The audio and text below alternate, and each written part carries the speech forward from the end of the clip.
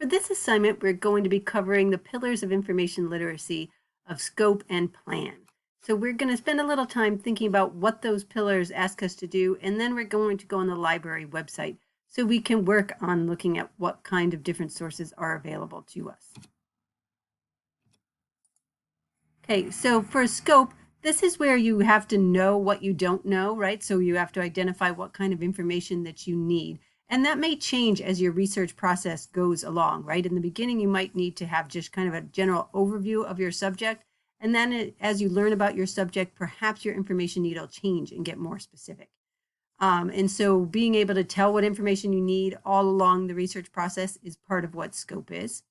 In addition to that, it's thinking about what kind of formats information is available for you in. And so to look at that, we'll be looking at the library website in a minute, but it's looking at being able to identify those search tools and then, of course, being able to search them.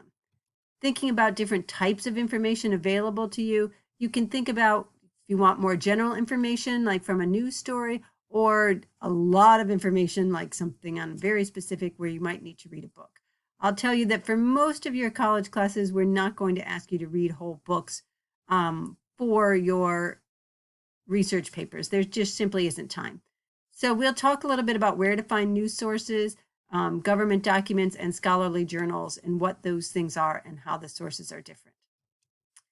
For the plan pillar, again, it's very similar, I think, to the scope pillar. It's just, again, thinking about what are the different search techniques that you offer, that you have available to you, being able to search in different ways and using all the different kind of tools that might be appropriate to your search. So we'll talk about all these different tools as we go along.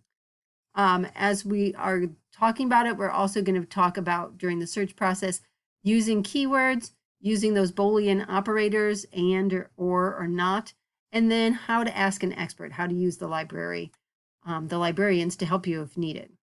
So let me go to our library website. I'm going to start here on our Howard CC website to get there, just to refresh how you get to our library website. So from howardcc.edu, I'll click on Tools and Resources, and then I'm going to click on Library. From the library page, you also need to go down and click on Access Library Resources and Services.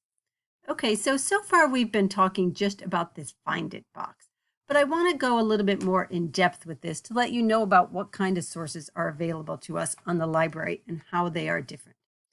So we know, perhaps you know, that you'll be searching different databases. Okay, and a database is something that our library subscribes to. We pay money every month to make these search tools available to you. It's part of your tuition to be able to use these databases. And so what a database does is it contains information from particular magazines, newspapers, academic journals. And so if I click on the database file or database tab, you'll see, they're arranged alphabetically by a lot of different topics. And we have a lot of specialized databases. So if you know, for example, if you're writing about college success, then maybe you want to see if there are education databases. This might just help narrow your search down. So I pressed on E to see, there is an education database, and 2, Education Research Complete. So the Find It tool searches all the databases that HCC has. And so sometimes that can produce overwhelming results for you. And so if you know that your topic is in a specific area, then you can go and just try to make a guess and see if there is a specific database geared towards your topic. You'll see over here it says popular databases. So the Find It tool is relatively new at HCC. We've had it for just about 2 years. Before then, I would make my class familiar with all these specific databases because we'd have to search different databases. The most popular and the most general databases are the Academic Search Complete, Gale Academic OneFile, and the ProQuest Central. Those are just kind of general information databases. And so, like I said, before the days of Find It, I would have my students search in those different databases. But now we have the Find It tool, which in some ways makes your job easier because it searches all the databases for you. In some ways, it's harder because it gives you more information to look at. Okay, so that's what a database is. A database is full of different kinds of articles. So now if I can go back, all the way back. All right, So within the database, then you're going to have probably a lot of different journals. Each database will cover different journals depending on the topics that they're searching, right? So if I'm searching an environmental topic, it will cover any magazines, newspapers, or journals that deal with academic topics. So what is a journal, you may ask yourself? Okay, so a journal generally, or if we talk about scholarly sources, a journal is going to be something that is what's called peer-reviewed, which means that it's going to have other people in that industry are the people who choose which articles go into that publication. It's similar. Think of it kind of like a magazine. If I subscribed to, let's say, an education journal, there are many for higher education teachers. I subscribe to one of those journals. I could get it in a paper version at my house in a similar way as a magazine, except it wouldn't have the glossy pages and the advertising of a magazine. It would simply be a series of articles. And generally, these articles could be studies where people have done data, they've done an extensive amount of research, and it's going to be kind of approved by your peers. Other people in the industry, other people in higher education will say, this is a good and timely article. We might be most familiar with journals because this is what the medical field relies on, right? Is medical journals. If I'm a doctor, I'm going to be required to read medical journals because that's how I'm going to keep up with the latest advances in medicine, is that there will be articles in the different medical journals. The New England Journal of Medicine is a popular one. It's called JAMA, the Journal of the American Medical Association. Those are really popular medical journals and very prestigious to be published in. And so again, a doctor would use those to be able to keep up with the latest information in their field. And so that's what, if your teacher says to use a journal article or a scholarly article, they are generally meaning one of these journals. Okay, so let's see. I'm going to search in an education database just to do something different. We've looked at the Find It tool. And so I'll just click on this education database. Remember that when you're off campus, you have to log in, and it's the same login information that you use for Canvas. Okay, so this database is compiled by ProQuest. ProQuest is the name of the company that supports this database. And so sometimes if you have a citation, you'll see that it says ProQuest. You searched in ProQuest, ProQuest found you the journal, and then you'll have the journal name, and then within that journal is an article that you wanted.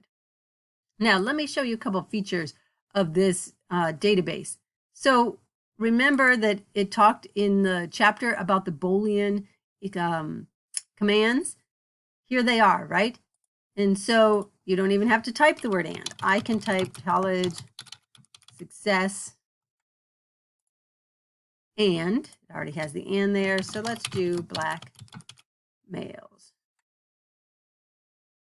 All right, it's suggesting doing black and males. All right, so we'll do that.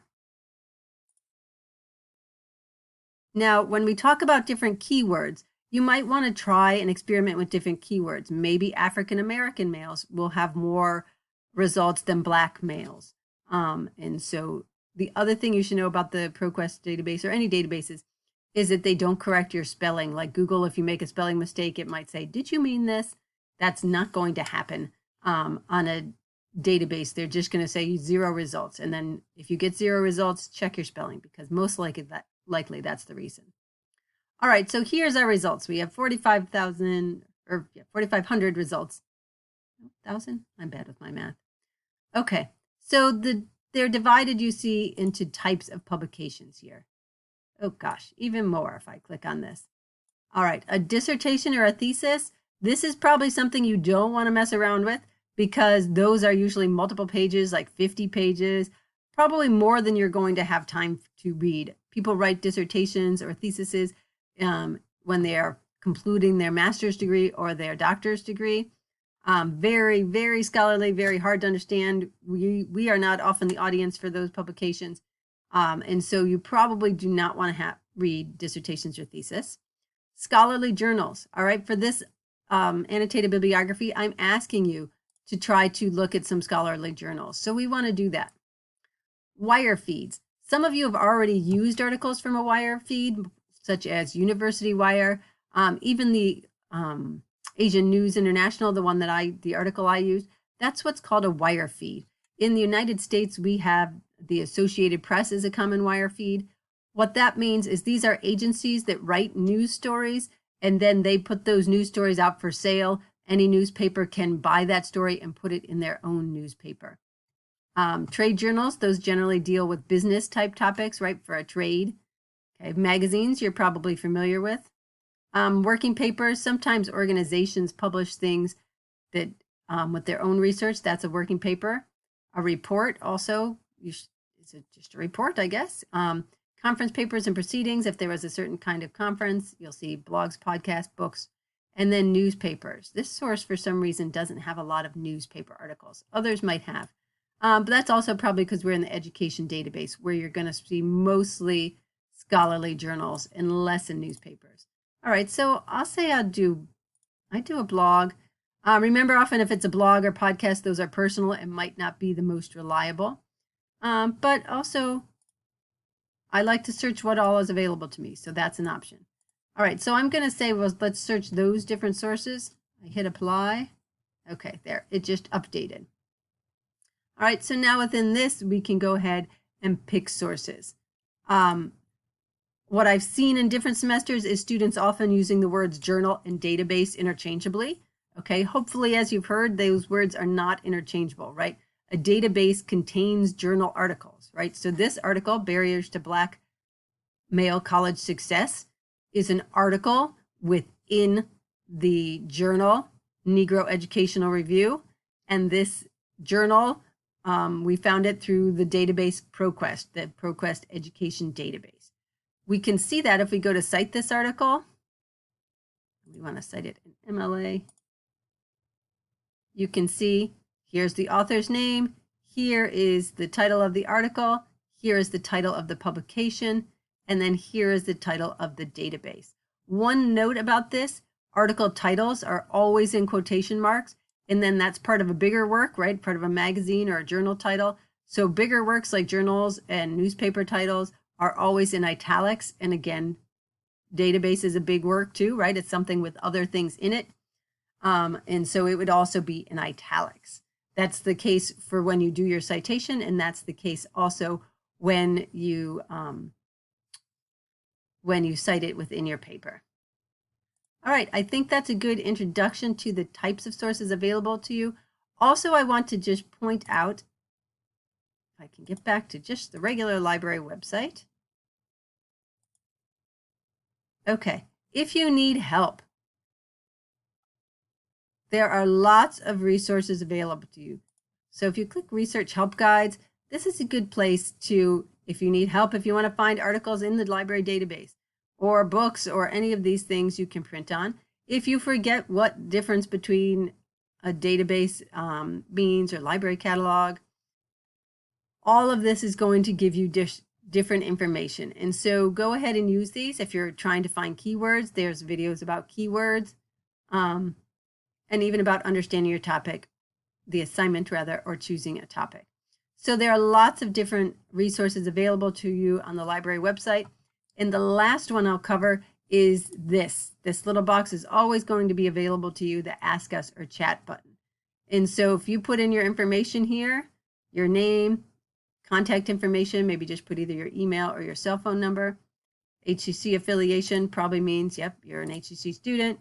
Which course, Info 100, came up automatically for English 121 for me. You must have been searching with that. And then you can type your question here and start a chat. I have used this many times, and the librarians are super helpful and often, there for you when you need them to ask questions. So if you are struggling finding articles, use this chat function. You can also go here and make an appointment to meet with a librarian. Ooh. Or maybe not. It says there are no times available. Maybe that's because of the summer that they're not taking appointments. But they are still available, I know, for the chat. And you'll see the library hours are 8:30 a.m. to 6 p.m. So within that time frame, there's generally a librarian available for you to chat with. So that's how you get help. We looked at videos. There are videos available to you about keywords. And we've been introduced to all the different kinds of sources available to you to the library databases. So hopefully that covers our scope